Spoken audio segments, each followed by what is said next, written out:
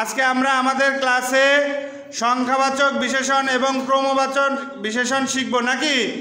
আমাদের সংখ্যাবাচক বিশেষণ আছে 1 2 3 4 5 6 7 8 9 আর ক্রমবাচক বিশেষণে আছে প্রথম দ্বিতীয় তৃতীয় চতুর্থ পঞ্চম ষষ্ঠ সপ্তম অষ্টম নবম দশম। আমরা এখন আজকের ক্লাসে কি শিখব?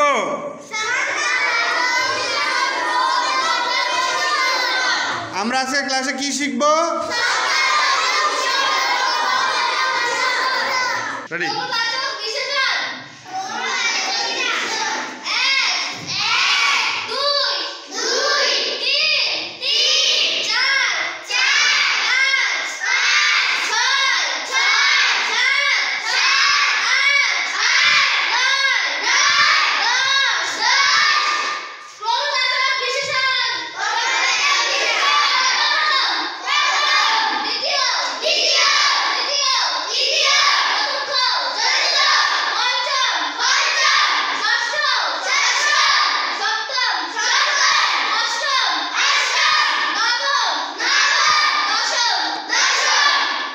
এবার মেয়েদের মধ্যে একজন, হ্যাঁ যাও হাবিবা, যাও বোর্ডে যাও।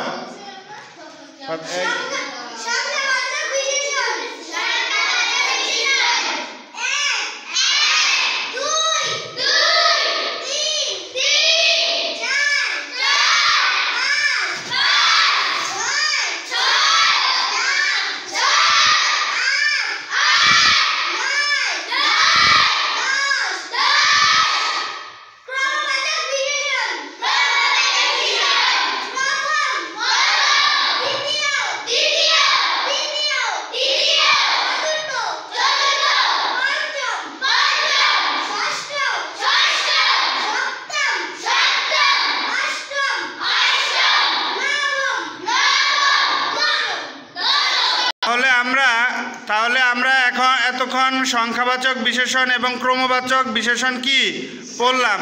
সংখ্যাবাচক বিশেষণে কি থাকে এবং ক্রমবাচক বিশেষণে কি থাকে সেটা পড়লাম।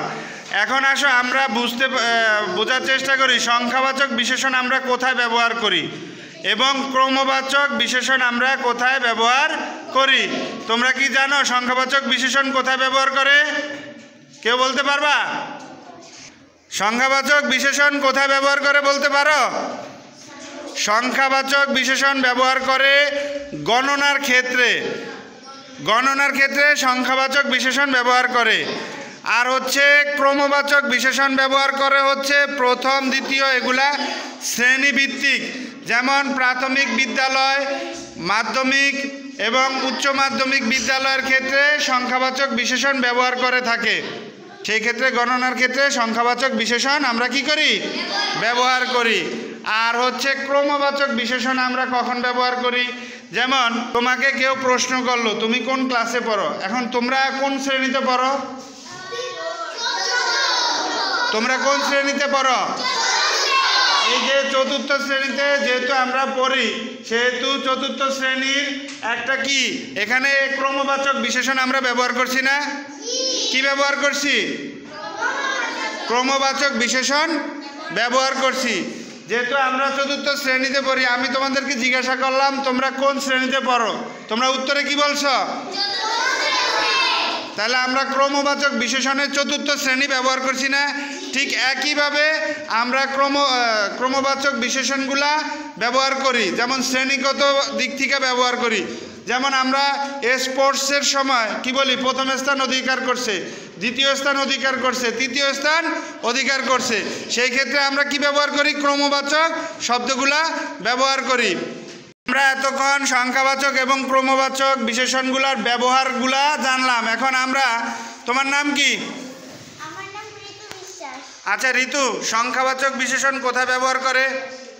স্যার, আমরা কোনো কিছুর গণনা বা যোগ করার সময় সংখ্যাবাচক বিশেষণ ব্যবহার করি। আর ক্রমবাচক বিশেষণ? আমরা পরীক্ষার ফলাফল একে প্রথম স্থানকে দ্বিতীয় স্থান দখল করে সেটা জানা এবং শ্রেণী